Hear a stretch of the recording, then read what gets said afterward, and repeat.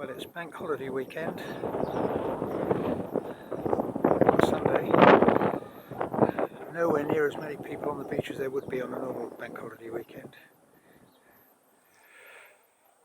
Right, this is at 1080-60. Audio is from the camera, and EIS, that's the 6-axis gyro stabilization that this has got, is on. It's one of my favourite test shots because you've got some detail in shade on the bars and cafes and things over there, which are closed because it's locked down. You've got the rigging on the boats, and you've got stuff off into the distance. So it's quite a good test of a camera.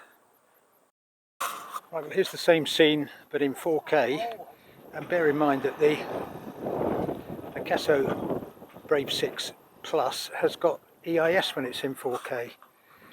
But I like to take this shot here because I can zoom in on the restaurant and you can see the difference in definition that you get with 4K. If I zoom in on that restaurant sign there, TJ's Restaurant, you should be able to read it.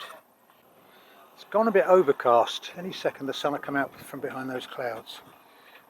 Right, here it comes. Okay, so we'll do that little definition test now the sun's come out. I'll zoom in my edit suite at TJ's Restaurant, and let's see what kind of clarity you get on 4K at a tiny little proportion of the screen.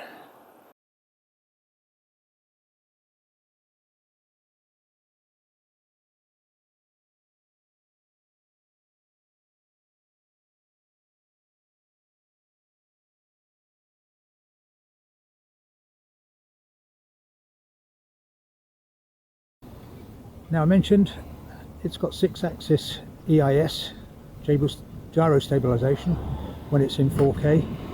A lot of these budget cameras don't have EIS at 4K. The other camera I've got here is a Seabird, great little camera, and this is 4K with both of them. But just to show you the difference the EIS makes, if I shake the camera around now, it's pretty easy to tell which one has got EIS.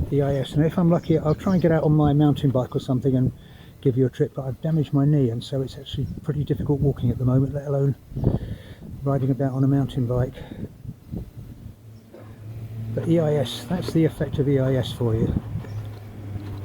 And of course you've got the EIS at 1080 as well. And here's another view of the harbour. This time we're at 1080-60 frames a second, which to my mind is the most useful and the most popular for shooting action sports. And you've got EIS at that resolution as well.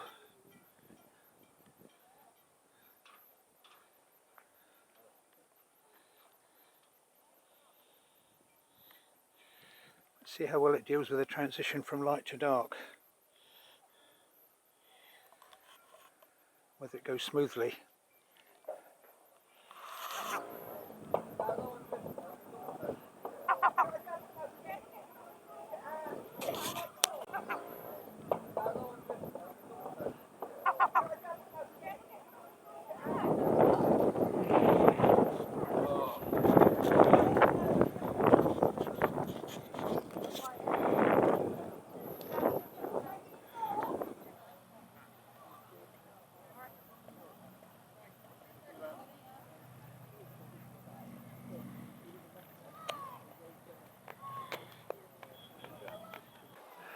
I like this shot too because you've got some shade here and you've got the detail on the bars going way off into the distance down there.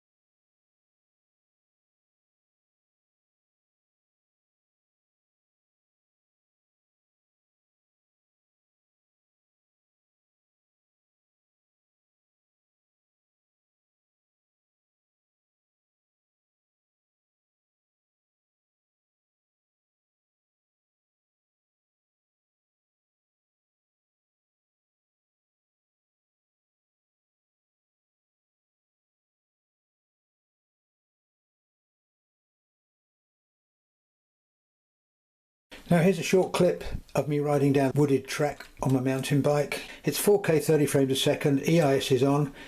Following the clip is a side-by-side comparison of the same camera, 4K EIS on and 4K EIS off. And bear in mind, a lot of budget cameras with 4K don't have EIS at 4K, and I thought the results were very good. To be honest, you get quite a lot of vibration on a handlebar, and I prefer to use a chest mount if I'm riding a mountain bike. Although having said that, the Akaso 6-axis EIS dealt with the vibration really well. But if you buy one of these cameras and do as it says on the little card that's in the packaging, leave an honest review on Amazon and send your details to Akaso, you can get free accessories, which would include an accessory pack which actually has a chest harness. So I'd say that's a very good deal. Anyway, here are the clips.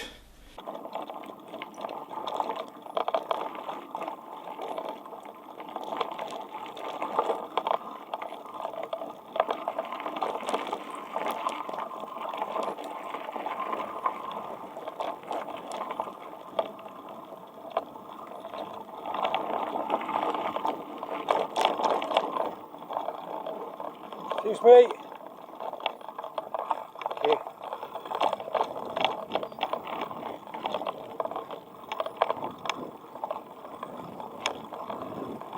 And this is some audio with the case, camera in the case. This is the open back on the case, by the way. And so here's the side-by-side view, EIS on or off, and I think the EIS is working really well.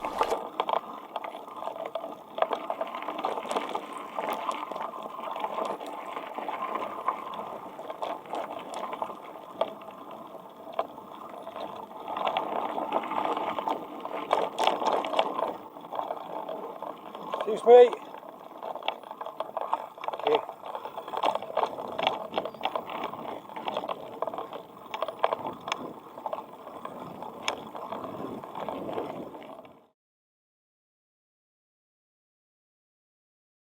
Well, that's it for now. That wraps it up.